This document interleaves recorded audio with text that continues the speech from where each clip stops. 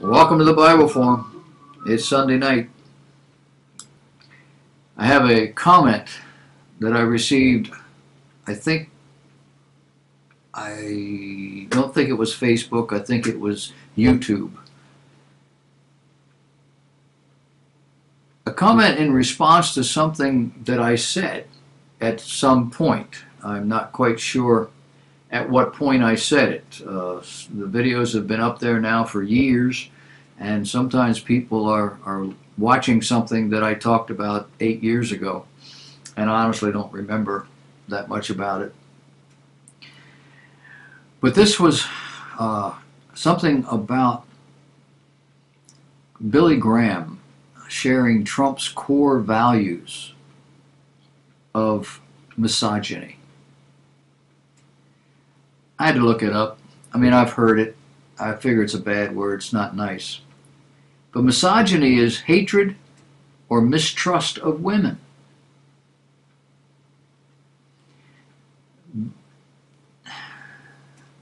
Billy Graham's little boy and Donald Trump don't trust women. They actually hate them.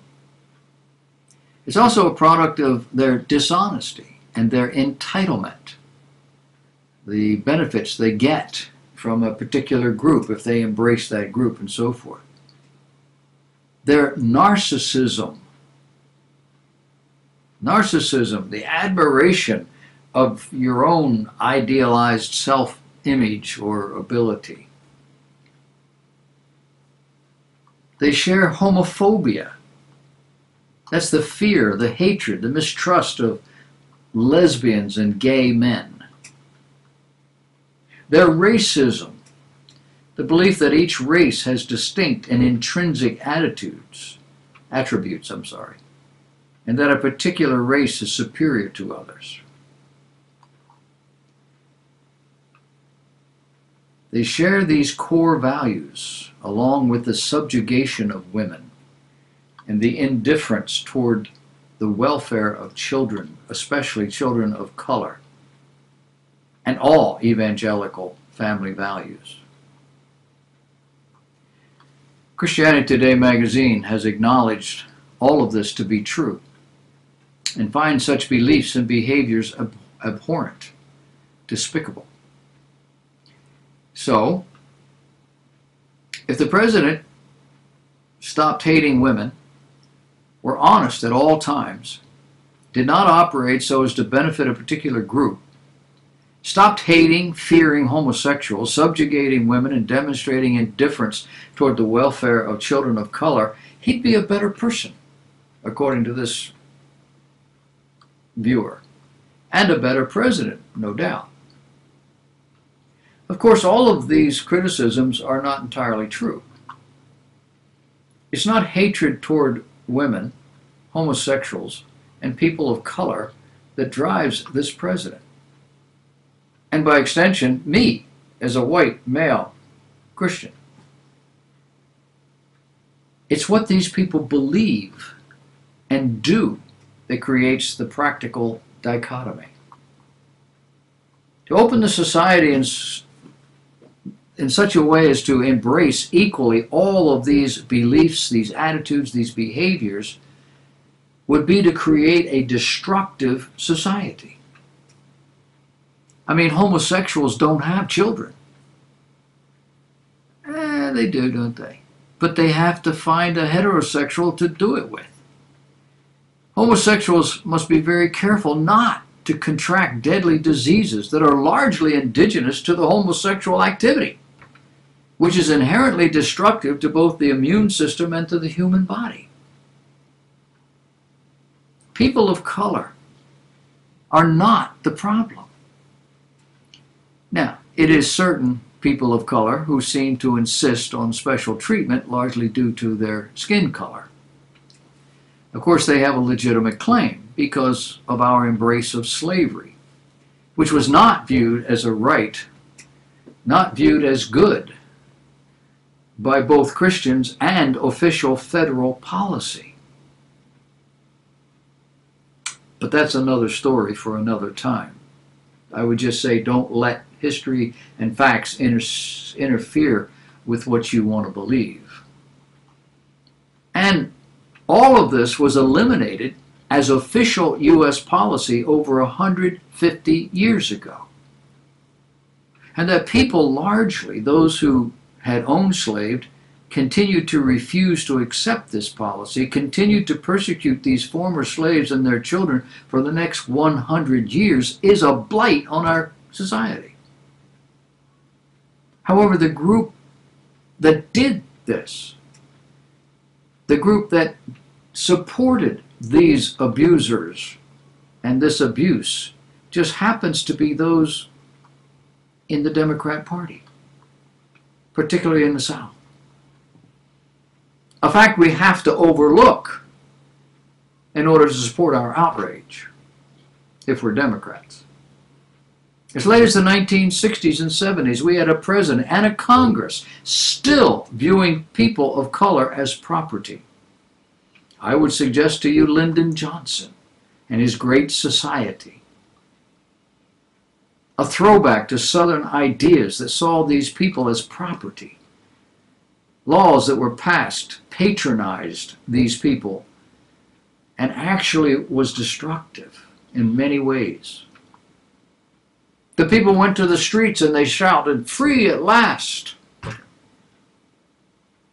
Never realizing that our government was creating a two-tiered social system, which is reminiscent of slavery, because that's what slavery did. Some people in the 21st century continue this particular social policy. The Democrat Party and several racial groups still treat black folks as houseboys, making sure we pander to their plight, which is, well, their blackness, something clearly they cannot help. What's the truth here?